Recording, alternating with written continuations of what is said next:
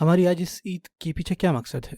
ہر سال ہم اس عید کو مناتے ہیں، اللہ تعالیٰ ہمیں اکٹھا کرتے ہیں، اور یہ اتنا ضروری ہونا چاہیے کہ ہماری تمام امت جو کہ پوری آبادی کا 5واں حصہ ہے، ہم سب کو یہ یاد دہانی کروانی ہے، خاص کر اس معراج کے اوپر کہ کیا تھی ہمارے والد ابراہیم علیہ السلام کی وراثت۔ ایک طرح سے آج کا دن ایک گریجویشن سیریمنی ہے ہمارے والد ابراہیم علیہ السلام کے لیے۔ وہ کیسے؟ اللہ تعالیٰ فرماتے ہیں کہ وَإِذِ ابْتَلَىٰ إِبْرَاهِيمَ رَبُّهُ بِكَلِمَاتٍ فَأَتَمَّهُنَّ، کہ جب ان کے رب نے ان کو آزمایا ہر طرح کی آزمائش سے، اور ابراہیم علیہ السلام تمام آزمائشوں میں پورے اترے۔ اور جس طرح قرآن مجید میں ابراہیم علیہ السلام کا ذکر ہے، اس طرح کسی کا ذکر نہیں ہے قرآن مجید میں۔ یعنی دوسرے لفظوں میں اللہ تعالیٰ نے اس طرح ابراہیم علیہ السلام کو آزمایا جس طرح کسی کو نہیں آزمایا، اور ہمیں ان تمام آزمائشوں کو یاد کرنا چاہیے۔ یہ یاد کرنے کے لیے کتنے عظیم اور کتنے اولو العزم نبی تھے، اور اس کے ساتھ ساتھ آج کے دور میں یہ چیزیں آپ اور میں کیسے اپلائی کر سکتے ہیں۔ جب اللہ تعالیٰ ابراہیم علیہ السلام کا ذکر کرتے ہیں کہ جب وہ نوجوان تھے، اپنی جوانی میں وہ کھڑے ہوئے حق کے ساتھ اور اپنے پورے معاشرے کو چیلنج کیا، اور انہوں نے وہ باتیں کہیں جو اس زمانے میں پولیٹیکلی بہت غلط تھیں ان کے لیے،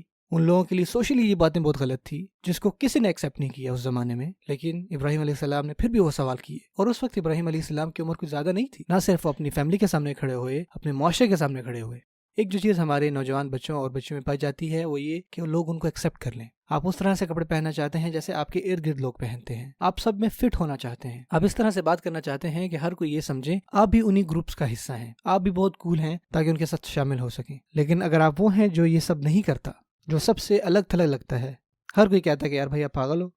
کس طرح سے آپ بات کرتے ہو، کس طرح سے آپ پہناوا کرتے ہو۔ اگر آپ ہی سب سے الگ تھلگ ہیں تو آپ ہی کے ذہن میں یہ سوال آتے رہیں گے کہ مجھے یہ سب نہیں کرنا چاہیے، مجھے بھی ان سب میں فٹ ہونا چاہیے۔ اور یہ حصہ ہے بہت ہی ہمارے نوجوانوں کی سیلف اسٹیم کا، کہ بجائے یہ کہ وہ اپنے پاؤں پر کھڑے ہوں اور سامنا کریں، وہ یہ چاہتے ہیں کہ وہ بھی کسی طرح معاشرے میں فٹ ہو جائے۔ خاص کر ہائی اسکول میں، حتیٰ کہ مڈل اسکولز میں بھی آپ دیکھتے ہیں کہ نوجوان بچوں کی ڈریسنگز کو وہ ویسے ہی دکھنا چاہتے ہیں جیسے ان کے دوست دکھتے ہیں۔ وہ یہ نہیں ڈیسائیڈ کرتے کہ یار ہم کس طرح سے اپنے کپڑے پہنیں گے، نہیں، ان کے دوست جیسے پہنتے ہیں وہ ویسے کریں گے، یا وہ کن کے ساتھ پھریں گے، یا کس طرح کے الفاظ وہ استعمال کریں گے، حتیٰ کہ وہ کس طرح کا میوزک سنیں گے، یہ سب ان کے دوست ڈیسائیڈ کرتے ہیں۔ سب کا سب جو ہے یہ پیئر پریشر سے آتا ہے، ان کو فٹ ان ہونا ہے، ان کو فٹ ہونا ہے وہاں پہ۔ اب اپنے بچوں کو کہیں شاپنگ کرنے لے جاتے ہیں تو آپ سے صرف یہی باتیں کر رہے ہوتے ہیں کہ ہمیں یہ کپڑے خریدنے ہیں، یہ بیگ خریدنا ہے، یہ آؤٹ فٹ اچھی ہے، کیونکہ ان کو پتہ ہے کہ یہ ساری چیزیں ان کے دوستوں کے ساتھ ملتی جلتی ہیں۔ وہ میرا مذاق نہیں اڑائیں گے اگر میں یہ برانڈ نہیں پہنوں گی، یہ برانڈ اچھا ہے یا وہ برانڈ اچھا ہے۔ اب سوچیں ابراہیم علیہ السلام کیا کر رہے تھے، وہ اس نوجوان عمری میں سب کو چیلنج کر رہے ہیں، وہ اپنی بات پر پکے کھڑے ہیں اور چیلنج کر رہے ہیں پوری کی پوری سوسائٹی کو، چاہے ان کا مذاق اڑے، ان کو اس کی پرواہ نہیں ہے، کیونکہ ان کی ساری لویلٹیز اللہ تعالیٰ کے ساتھ ہیں، حق کے ساتھ ہیں،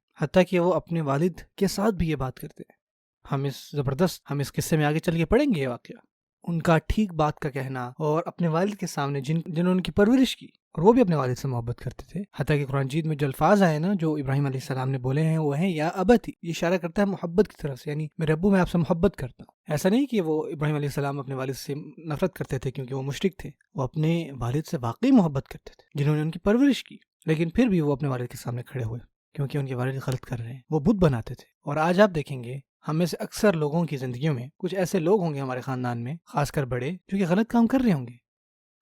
وہ کسی غلط کام میں پڑے ہوئے ہوں گے، اور بہت دفعہ ایسا ہوتا ہے کہ ہم مسلمان ہیں اور ہماری لائلٹی ہونی چاہیے تھی اس چیز کے ساتھ جو سچ ہے، جو صحیح ہے، جو کہ انصاف پر مبنی ہے اور جو حق ہے، لیکن ہم نہیں کرتے۔ یار یہ میرے ابو جان، میں ان کو یہ نہیں کہہ سکتا، میری والدہ میں ان کو کچھ نہیں کہہ سکتا، یہ میرے بڑے ہیں میں ان کو کچھ نہیں کہہ سکتا، جو فلو ایکسکس جانے دو، مجھے نہ چھیڑو بھائی، فیملی فرسٹ آتی ہے۔ ہم کس طرح یہ کہہ سکتے ہیں کہ فیملی فرسٹ جبکہ آپ اور میں ابراہیم علیہ السلام کی تو میراث ہیں؟ ہماری لائلٹی ہونی چاہیے ان چیزوں پر جو کہ سچ ہیں۔ حتیٰ کہ ابراہیم علیہ السلام نے اپنے والد کو بھی چیلنج کیا، وَلَوْ عَلَىٰ أَنفُسِكُمْ أَوِ الْوَالِدَيْنِ وَالْأَقْرَبِينَ۔ قرآن مجید میں آتا ہے کہ آپ حق پر کھڑے ہوں، چاہے آپ کو خود کے خلاف کیوں نہ کھڑا ہونا پڑے، یا اپنے والدین کے خلاف،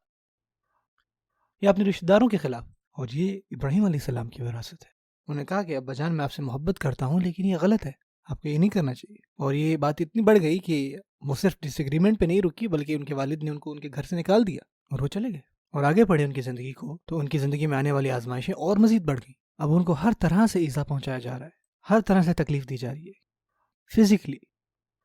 صرف اس وجہ سے کہ وہ ایمان لے آئے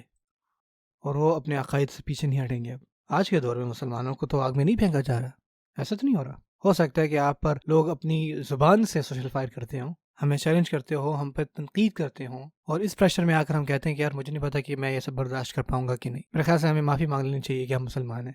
یا ہمیں اپنے دین کو اس طرح سے پیش کرنا چاہیے جو لوگوں کے لیے ایکسیپٹیبل ہو جائے اور پھر لوگ ہمیں تنگ کرنا چھوڑ دیں گے. ہمیں چاہیے کہ یار ہم بس اپنے دین کی باتیں کسی سے کریں ہی نہ. اور اکثر نوجوان بچے جب اس طرح سے ان کو آزمایا جاتا ہے، خاص کر ان کے ایمان کے اوپر، کالج میں، یونیورسٹیز میں، اسکول میں، کام کی جگہ پر، سو آپ یہ سوچتے ہیں کہ نہیں یار میں اپنے دین کی بات اب آگے نہیں کروں گا، میں ہمیشہ خاموش رہوں گا. اور دوسری طرف ابراہیم علیہ السلام آگ میں جانے کے لیے تیار ہو گئے، لیکن وہ لا الہ الا اللہ سے پیچھے نہیں ہٹنے والے تھے. وہ اللہ تعالیٰ کے ساتھ لوئل تھے. یہ چیز آج ہم منانے جا رہے ہیں، ان کا اپنے عقائد پر ڈٹے رہنا، اللہ تعالیٰ کے سامنے جھکے رہنا.